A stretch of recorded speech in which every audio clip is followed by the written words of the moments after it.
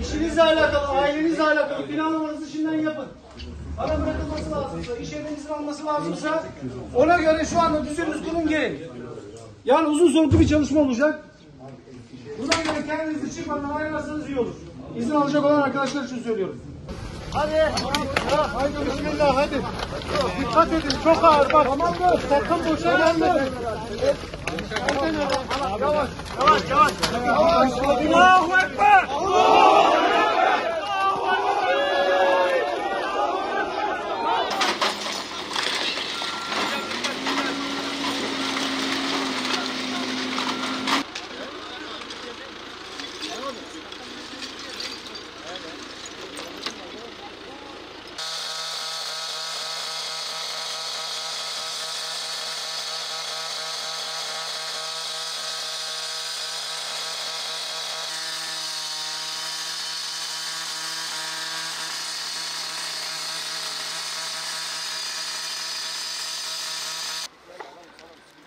Gel şöyle.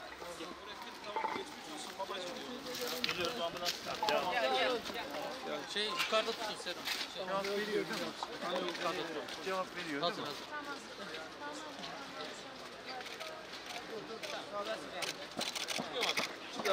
Yavaş. Ayakları yavaş. Eter, sırt tahtasını alın. Sırt tahtasını bırak.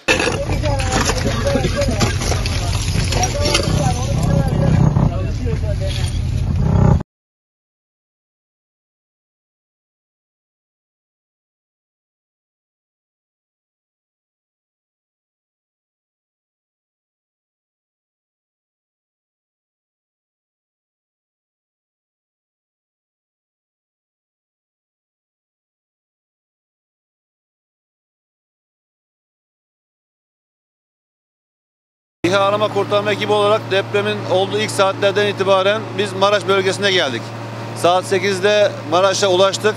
Saat 9 itibariyle de Orman Bölge Müdürlüğü'nün lojmandan yıkıldığı bilgisini aldık. Koordinatları aldıktan sonra bölgeye geçtik. Orada gün boyu yaptığımız çalışmada 11 tane canlı çıkarttık elhamdülillah. İkinci depreme biz enkazda yakalandık. Ekiple beraber enkazın içindeydik. Ama elhamdülillah bir sıkıntı olmadı. Rahatlıkla çıktık enkazdan. Ertesi gün Emniyet Müdürlüğü'nün arkasındaki bir binaya geçtik. Orada da yaptığımız çalışma sonucunda 7 tane canlı çıkarttık elhamdülillah. Çıkarttığımız bir teyzenin oğlu ve kızı vardı. Onlar çağırmıştı zaten bizi. Enkaza gelmemizi istemişlerdi. Babasını maalesef cansız çıkarttık. Anneyi canlı çıkarttık. Çok duygulu anlardı. Yani gelip sarıldılar bize böyle. Babamın en azından bir mezarı olacak diye çok mutlu oldular.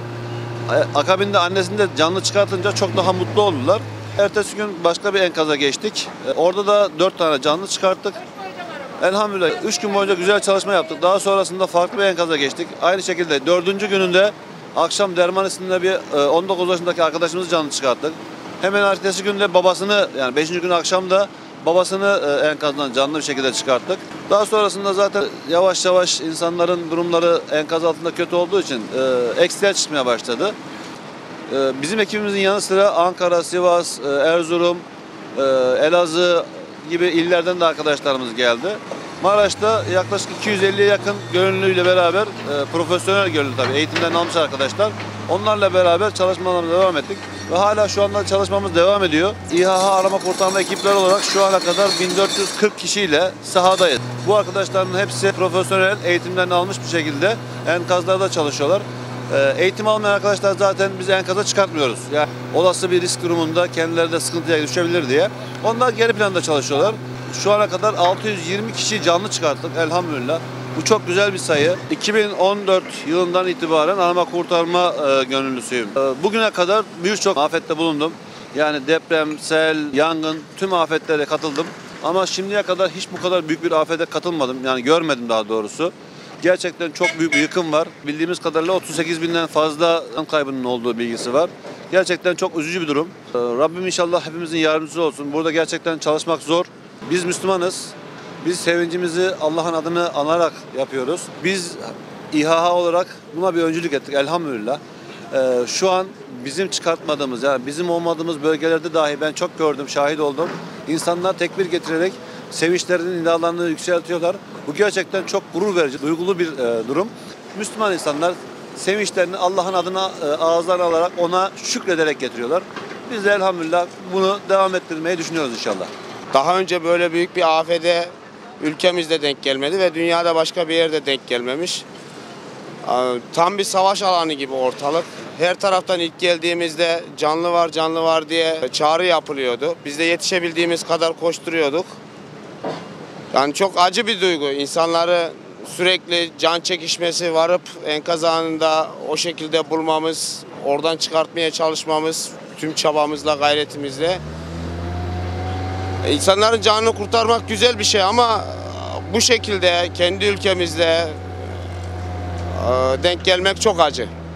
Büyük kolonlar insanların üzerine düşmüşler ve şu an sizle konuşabildiğimiz gibi onlarla konuşabildik.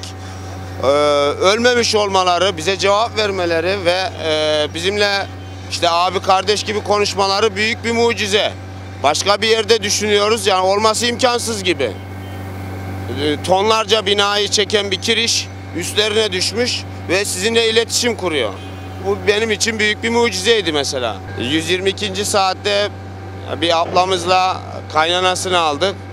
O mucize. Dün bir tane canlı çıkardıklarını söylüyorlar. Bize göre mucize. Yani 250 saati aşmış durumdayız. Allah yar ve yardımcımız olsun. İnşallah bundan sonra da mucizeler gelir.